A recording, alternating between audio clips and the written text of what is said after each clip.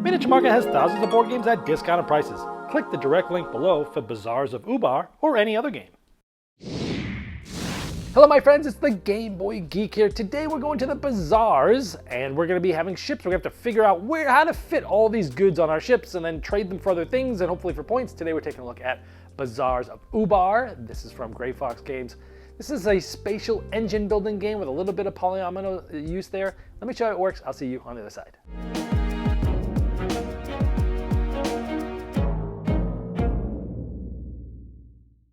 In Bazaars of Ubar, you're trying to have the most money. You're going to do so by trading and gathering different goods like carpets and lamps and potions and scarabs and treasure chests. And you get this cool ship that has a board that inlays, and you start with one of each of the goods, and you can rearrange these goods on your ship at any time, but they're sort of polyomino pieces and you're limited to the amount of space that's there to hold at once. Now the game is played over 3 main rounds, and at the beginning of the game you get to see what things are going to be worth at the end of each of those rounds. Now anywhere you see yellow, that is the sort of their default value. So 1, 2 is default for lamps, 3 is default for scarabs. But in each round, one of them is going to have a green bar. That means this one is better than normal. 2 of them are going to have, or 1 or 2 of them is going to have orange bars, which means these are worse than normal. So in the first round, carpets are up, treasures and potions are sort of down in value. Here, lamps are down in value, but potions are up. Here, treasures are up, carpets and potions are down less than normal. And so you get to see for the whole game what things are going to be worth within 3 rounds, which gives you some things to plan through. Now on your turn, you're going to be drafting a tile. There's a different sized grid depending on the amount of players. This is for a 3-player grid. Now when you take one of these tiles, it's going to have an inherent cost. Like if I want to take this one, it costs 2 time by default because it's 1 here and 1 here on the tile. And right now that's all it would cost. Now, if I were to take, let's say, this one here, this one costs 1, 2, but next to it, there's also 1. So this one would actually cost 3. So depending on what's there on the board, certain things will cost more. So let's say I want to take this one, okay? I'm gonna spend 2 time, and this is gonna get removed. This doesn't get replaced at the end of the round. Now let's remember, carpets are up, treasures and potions are down this round. Now by default, I spent 2 time, so I'm gonna go 1, 2. This is a time track, and what's gonna happen is, this is sort of a time player order. So for example, if the next player went, and they went way up here at a big turn, this one went here, this one went here, it's always whoever's last. And so it's one of those things where you take a big turn, but then you'll wait a few turns from other players, and you'll be doing this till you get through this. Once you get past this, you'll score the end of that first round, second round, third round, and those have to do with the 3 cards that I showed you of the market. Now, when you get the tile, you get to activate it immediately. This says I can trade in a potion for a carpet and a scarab. Well, this is great because potions are down, carpets are up, scarab's going to be great all game long. So on my ship, I'm going to take the potion and I'm going to trade it back into the supply, and I'm going to get a carpet and a scarab. And remember, here's where the sort of polyomino thing starts to come in here. And again, you can sort of rearrange things as you want, but there we go. Now I've gotten those 2 things. Now, you also have some trade winds. This says that in this direction, there's 1 arrow. I can also activate the tile that's downwind from this. And this one says I can spend a time to get a carpet or a treasure. Carpets are great. Let's spend that extra time. And so in this case, I would go on here. And so green would be next, and then I would be next, then blue, then yellow.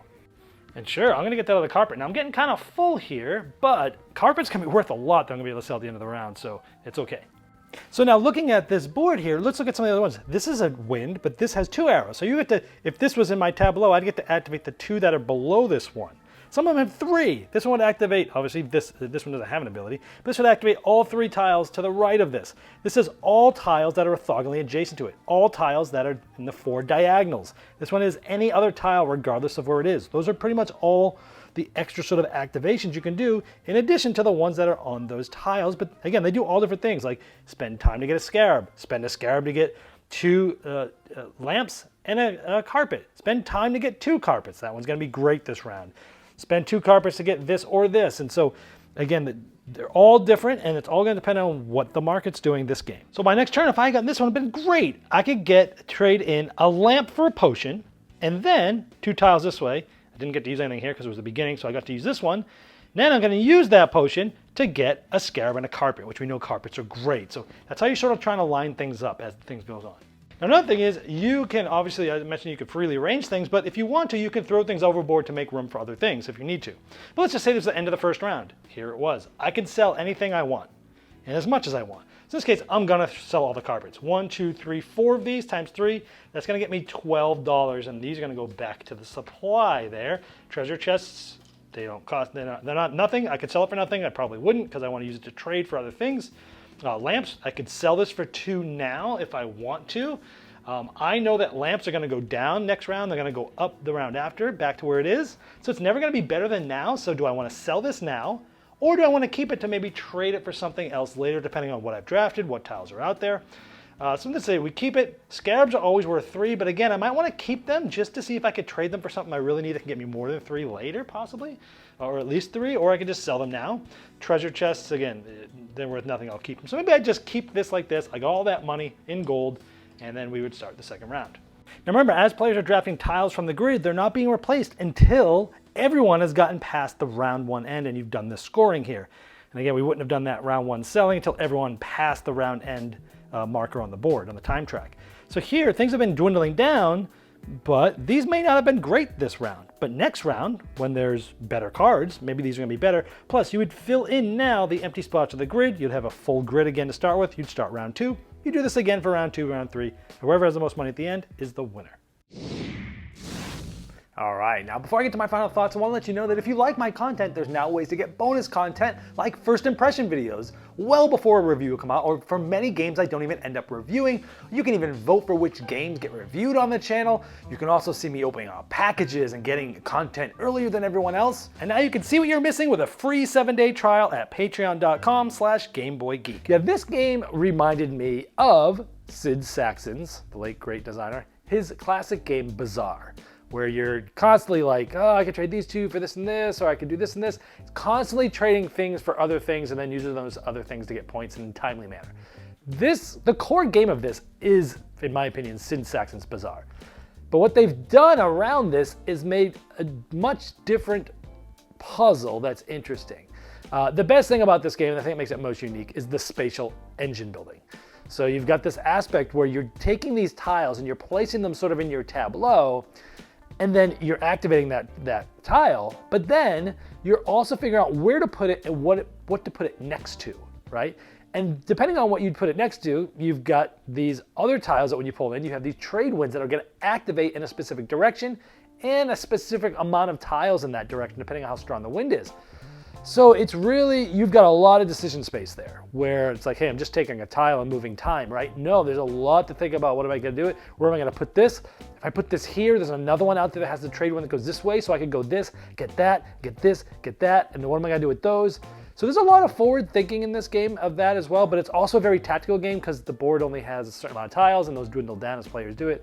So that's the best and the most unique part about this game is this sort of spatial engine building, how it works. I haven't seen that in other games.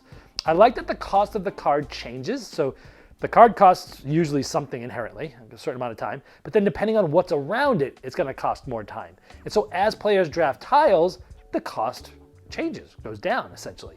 And so you might really want a tile and you're like, it's 4. I don't know if I want to spend 4 for that. So you get something else. Next time, if that tile's still there, maybe it costs 2, right?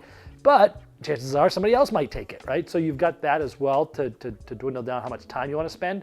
And speaking of time, the time tracks, I think I first saw this in Thebes, where the more powerful action, the further you move. And so you might have to wait a few turns while other players take turns because you took one huge turn. I've always liked that in games. It works well here. I like that you're managing your goods and your polyomino goods on your ship. You're trying to figure out, and I like that you can just freely rearrange them. Gives you that flexibility, but you just can't go crazy. You've got to figure out how to, at some time it might be kind of tight, figure out what to do, where to put things. I like that the market cards that you can see the one that's current, but you also see the ones that are coming up in future rounds. So if there's certain things that you're, the tiles, which ones come out are random, right? So you might not have great tiles to pull for this round. And you're like, okay, so what's going to be happening next round? What's going to be happening in the last round? What can I do to set myself up to have a better second and third round? I like that aspect of it. On the negative side of things, this definitely isn't for those that don't like to pivot. Because I mentioned there is some future planning, there is some longer term strategies that you're thinking about as to, like I just said, I'm going to look at round 2 and 3 what's out there. But this, in the sense though, to get that, it's still on your turn, what's the best thing I can do right now, usually. Because again, people are taking tiles, that you don't want to take the one that you want. It's a very tactical game, and for those that don't like to pivot and change, just be loosey-goosey and be able to change what you're trying to do, If you don't like that aspect, I'm not sure this game's gonna be for you, because people are gonna be taking the tiles you want and you're gonna have to rethink things, right? And so you gotta be able to kind of have a plan, but then be okay with that plan getting messed up.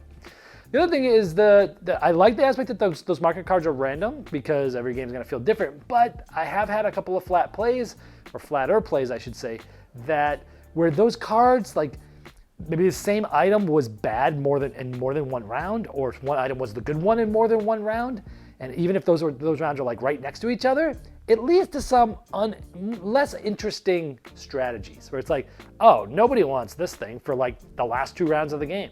So everyone's avoiding all these tiles that do stuff with this thing. So sometimes the randomness can bite you a little bit. So I would recommend, it's for you not to have this, is when you're placing the market cards, you randomize it out, try to make it so that the same good isn't the best thing in more than one round, or the worst thing in more than one round, especially if they're not next to each other. And you probably won't run into that issue. But those are the things, positive and negative. I think after this, you should know if this game is for you. It's been the Game Boy Geek, breaking down barriers, growing relationships with board games, and helping you find the next one you love. Game Toppers not only transforms your existing table into a high-quality gaming solution, but they now offer full leg kits and dining cover solutions for the full table application. Paired with over 20 styles of thematic game mats in 11 different sizes from notable board game artists like Vincent Dutray, collapsible cup holders, and real cool accessories, experience what thousands of other gamers enjoy by upgrading every game you play with a Game Topper system. Save hundreds of dollars on Game Topper package deals that are in stock now for immediate shipping at GameToppersLLC.com, or click the link below.